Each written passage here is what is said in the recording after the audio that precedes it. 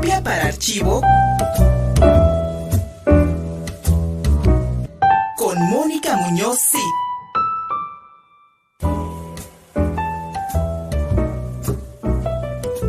Mi querida Mónica Muñoz Cid, bienvenida amiga mía. Hoy tenemos de nueva cuenta a Luis Felipe Ortega del otro lado para que platiquemos de la presentación virtual de su obra El logo se tornará resquicio de un presente tornado abruptamente. Qué bonito, es un poema en el Museo Amparo este jueves a las 7 de la noche. Mi querida Mónica, Luis Felipe, bienvenidos a ambos, buenos días. Muy ¿Qué buenos tal, días, Luis. Fernando? Pues mira, encantados de nuevamente tener el gusto de recibir aquí al maestro Luis Felipe Ortega. Mucho trabajo pudimos ver en el Amparo, varios años de estar programando, preparando esta exposición, que por supuesto se dio trastocado por la pandemia, pero creo que la pandemia añadió a muchas de las piezas y al sentido completo de la exposición algo, un ingrediente que nos permite rebotar nuestros pensamientos con las piezas que pudimos observar. Y bueno, todo el mundo, por favor, tienen que ir al Amparo a ver la exposición. Va a estar, ¿hasta cuándo va a estar, Luis Felipe? Hola, Mónica. Va a estar hasta el 23 de mayo. Bueno, tienen hasta mayo, pero no se olviden porque luego se nos va el tiempo. Tienen hasta mayo para ir a ver todas las piezas, son varias salas del museo, hay un montón de piezas en donde el cuerpo juega un papel muy importante, pueden entrar, pueden experimentar muchos sentimientos a partir de la misma presencialidad del cuerpo dentro de las piezas.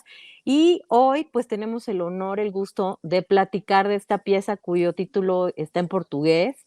El Luis Felipe nos lo dirá para no cometer errores de pronunciación, porque bueno, el portugués es un idioma, me parece muy melódico y la pieza está en portugués porque mucho tiempo ha estado viviendo, trabajando en Brasil. Y bueno, pues cuéntanos, Luis Felipe, un poco cómo nace esta pieza, cómo se ve afectada por la pandemia. Y bueno, a mí me pareció, ya tuve la oportunidad de verla, me pareció que hay un sentido como primero de angustia, no sé si los demás te hayan comentado esta lectura, hay un sentido primero de no poder respirar, de angustia, y después, bueno, todo cambia un poquito, pero ahí comentabas tu influencia de Deleuze, de Guattari, en varias de las lecturas y cómo ellos se refieren al cuerpo. Cuéntanos, Luis Felipe, bienvenido. Gracias, Mónica. Sí, bueno, la pieza está, digamos, se pensó, se articuló, y maduró durante todos estos meses de pandemia. Eh, Cuando estábamos a punto ya de arrancar, digamos, la producción de la exposición, vino la pandemia, todo se frenó y había un pendiente allí en la exposición que era, eh, digamos, la posibilidad de realizar una serie de acciones in situ con un grupo de bailarines, bailarinas, y evidentemente esto ya se vio totalmente como imposibilitado. Por otro lado, las piezas tienen digamos, la manera en que está planteada la exposición tiene una fuerte, digamos, carga y demanda de que el visitante está en las piezas, pues digamos, empiece a tomar decisiones a partir de su cuerpo, cómo las puede transitar. No solo son piezas para ver o para estar enfrente de ellas, sino para estar en ellas, ¿no? Eso es muy importante. Eh, 6 meses después de la pandemia, por allá de septiembre del 2020, hablando con Daniel Montero, pues yo le dije que me parecía bien importante, pues digamos, abordar diferente este asunto digamos, este momento tan frágil que estábamos viviendo. Acuérdense que era todavía previo a la segunda ola, ¿eh? O sea, todavía faltaba mucho para, digamos, para lo que íbamos a vivir. Y entonces yo, digamos, hice como una especie de triangulación a partir de tres ideas sobre el cuerpo, una que viene directamente de Michel Foucault, otra que tiene que ver con Deleuze y Guattari, ¿no? Que ellos, digamos, abordan esto mucho desde un aspecto psiquiátrico, que ahí para mí empieza a ser muy importante. Y la obra a partir de dos figuras contemporáneas vivas, uno de las dos de la filosofía también, alumnos de estos franceses, que es Paul Preciado y por otro lado Peter Palpelbach, ¿no? Y ahí ya nos acercamos al asunto de esta mirada brasileña, ¿no? Yo hasta diría de un pensamiento y un cuerpo latinoamericano, me voy a atrever a decirlo así, Claro. eh, porque tiene una historia muy particular, tenemos una historia muy particular, los brasileños tienen una historia muy particular en relación a rituales, al cuerpo, a la muerte, a los duelos, ¿no? Y aquí entramos a este aspecto del duelo, al aspecto de los miedos, al aspecto de la vulnerabilidad, la fragilidad de la vida, y un aspecto que va a ser importantísimo y que digamos, se potencia en todos estos meses de pandemia, que es la relación con uno mismo, por un lado, como de resguardarte en ti mismo, y por otro lado, la posibilidad o imposibilidad de ir hacia el otro. Este otro que se empieza a tornar peligroso, ¿no? El otro es el que podría contagiarte, el otro es el que podría, digamos, tener el virus, la enfermedad, etcétera. Entonces hay que estar con guantes, no lo tocas, no lo abrazas, no lo besas, etcétera, etcétera, ¿no? Eh, entonces, bueno, digamos que a partir de este marco, pues comienzo a trabajar con una bailarina a distancia, con Gaby Ceseña, que está en Hermosillo, y también con un bailarín, con José Manuel Cherra. Y fue muy interesante el proceso, ¿no? Fíjate, a propósito del cuerpo, otra es un cuerpo a distancia. Y la primera parte, digamos, que le empieza a dar sentido es la parte textual. Hay una Ujú. composición musical, hay dos textos, ¿no? Aquí entramos a la parte, digamos, de la literatura. Y estos dos textos, uno está en portugués y otro está en inglés. O el que es en portugués es mío y el que está en inglés es de Samuel Beckett, es una cita. Eh, y eso me permite ya, digamos, empezar a aterrizar esta idea, ¿no? Todo lo que era como una abstracción empieza ya a tomar forma. ¿Por qué el portugués? Primero porque tengo una relación con el portugués y por otro lado porque yo estoy muy delesiano, porque hay un tono. Mucho se me ha criticado el asunto de por qué uso tantos idiomas en mis piezas, como la que está en el Amparo, Altamura, y en realidad tiene que ver con los tonos. O sea, hay una manera de decir, digamos, de relacionarse con el lenguaje que, que tiene que ver con un cuerpo particular, tiene que ver con una cultura particular, y desde ahí hablamos, es decir, no hablamos solo, digamos, desde los contenidos, ¿no? Esto es todo un tema que sería debatible en relación al arte contemporáneo, ¿no? Cuando hay un tema parece que todo está claro, si no hay un tema nadie te entiende, ¿no? Ese es mi caso. Y entonces, bueno, este texto que escribí en portugués, pues intenta, digamos, situar a este sujeto, ¿no? ¿Qué es el presente? ¿Qué es la vida? ¿Qué es la muerte? ¿No? Hay una idea muy fuerte que yo venía trabajando desde hace muchos años a partir de Nemé, la idea de necropolítica, ¿no? Que siguió a la idea de Michel Foucault de biopolítica. Y por otro lado, empezar a dar cuenta de este cuerpo, ¿no? De este espacio, de este vacío. Luego está la cita larga de Beckett, y cierro con un texto mío citando a Eduardo Viveros de Castro, ¿no? Un antropólogo que ha trabajado mucho con los indios brasileños. Lo que está en juego es la vida, es decir, lo que yo tenía muy claro en esta pieza, y a partir de ahí empecé a trabajar con Gaby, con Chero, que al final no estuvo en el video por razones también de la pandemia, eh, sobre la idea de caída, ¿no? La idea de un cuerpo que cae, la idea de un cuerpo que está haciendo una acción en solitario y que de pronto empieza a ir hacia el otro. Eran como, digamos, los parámetros que empecé a colocar. ¿Qué es esto ir hacia el otro? ¿Y qué es esto de hacer un énfasis en tocar al otro, ¿no? Recargarse en el otro? Incluso en un sentido de una identidad, pues digamos, un poco eh, enigmática, porque tiene un dispositivo, una máscara que no te permite identificar claramente si son mujeres, hombres, etcétera. A mí para quitar esta idea de género. Y luego, bueno, la idea de levantar un cuerpo, ¿no? Trabajé con sillas, trabajé con péndulos, y luego finalmente ellas, digamos, se develan, ¿no? las puedes ver. Y todo tiene que ver con el asunto de la mirada. Creo que en la pandemia, creo que todos hemos aprendido a potenciar muchas cosas. En ese sentido hay un aspecto muy positivo de la pandemia.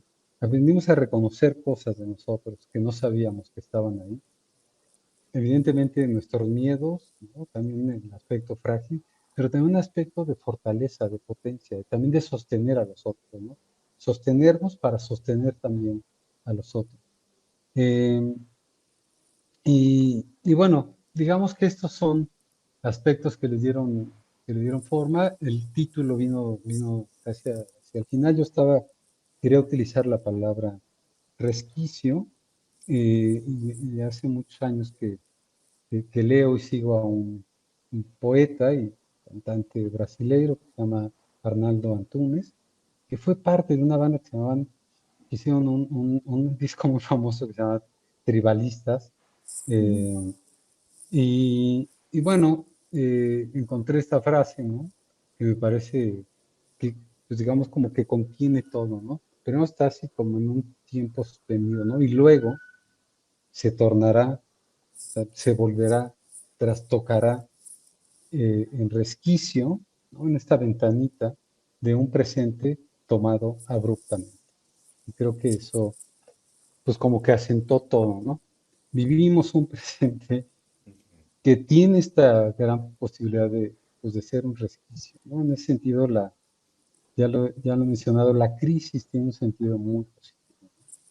Por eso la idea de, pues te repliegas en la crisis, pero luego esa crisis también tiene muchos sentidos corporales. Hay un momento de la pieza que hay unos movimientos muy, pues casi esquizofrénicos de las bailarinas, y quería pasar de eso, ¿no? De un no moverse, de una caída muy suave, a un momento muy rápido, y luego suspenderse, ¿no? ¿Qué pasa si alguien te levanta? ¿Qué pasa si alguien se atreve a sostenerse? A sostenerte y sostenerse, obviamente. Justo eso iba a preguntarte. Hay un momento en el video en donde se puede ver ciertos rasgos esquizofrénicos, en movimientos un poco más bruscos, y al final, pues tiene un desenlace, ¿no? Eh, ¿Crees que tu lengua materna, el español, no tiene cierta vinculación con los mismos elementos estos que encuentras en el portugués, tanto en las referencias del cuerpo en Brasil como en las Ujú. mexicanas? Pienso ¿O que tiene que sí, ver con la Mónica. extrañeza, tal vez, Ujú. ¿no? De llegar a un Mira, espacio y de ver algo que tal vez no habías percibido con los mismos ojos. sabes que en principio yo diría que en este caso tiene que ver sobre todo con el asunto pues digamos como del lenguaje. Regreso a este asunto del tono. Si, si nosotros pensamos por qué nos gusta más Kafka o Rulfo que Kafka, en realidad tiene que ver con el tono de Kafka y el tono de Rulfo. No pienso que uno sea mejor que otro, ¿no? Claro. Eh, lo que pasa es que cuando yo estoy, digamos, de pronto como en una situación, estoy como muy inmerso en el portugués, por ejemplo, eh, o en el caso de Beckett, ¿no? Como Beckett además tenía el inglés y el francés, ¿no? Eh, Ujú. yo pienso que te provoca extrañeza, te provoca una cierta distancia, pero también te permite, pues digamos, intentar justamente como encontrar un tono. A veces se nos olvida pues que el arte es eso, ¿no? Al final hay muchos temas que se repiten y se repiten, pero lo que es increíble es que un escritor o un pintor o un grabador o un músico, pues de pronto le pueda poner un tono a algo que lo identifica como la posibilidad de que eso se vuelva otra cosa, ¿no? Cuando yo escucho a Luigi Nono, digo, bueno, Luigi Nono, o sea, ¿qué pudo haber hecho después de Wagner o de no sé, eh, o de Chopin? Y de pronto te das cuenta que sí es posible, ¿no? Que hay ahí algo. Creo que por eso seguimos haciendo lo que hacemos, ¿no? Porque podemos descubrir un tono que a lo mejor no sabíamos que estaba ahí, y que eso pues nos permite reconocernos en Ujú, ese tono, ¿no? ujú. Eso quería también desde hace mucho, lo he explorado a nivel de cuerpo, eso tendría que ver con las palabras, sino con un cuerpo.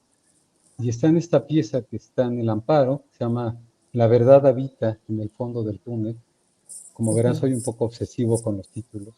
Me gustan los títulos largos. Bueno, habla. Y esta verdad que habita en el fondo del túnel, no hay nada, no te metes al túnel a buscar una verdad, a ir a pescarla, sino que entras a un espacio oscuro, un espacio de 11 metros de largo, donde tienes que caminar sobre vidrios y en realidad es para caminar hacia ti. Entonces, en esa pieza hay muchas tonalidades.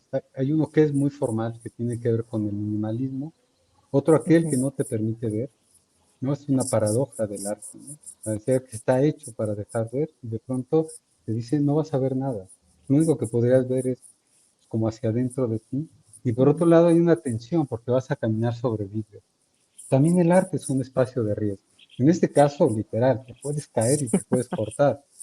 Pero también en muchos sentidos es un espacio de riesgo. Y el verdadero riesgo, y creo que para eso el arte es infalible en cualquiera de sus lenguajes, es que te puedes encontrar contigo mismo. Y Claro. en ese sentido hay que tener cuidado porque te puedes llevar un buen susto. Pues, Luis Felipe, te Por eso la agradecemos. esquizofrenia es interesante, ¿no? Porque Sin el duda. esquizofrénico, pues al No, final se va a enfrentar a un universo que está así ahí dentro mismo, y ¿no? Está nosotros decimos, dentro. pues ahí está, ¿no? En su mundo, pues qué Sí. envidia, ¿no? ¿O no?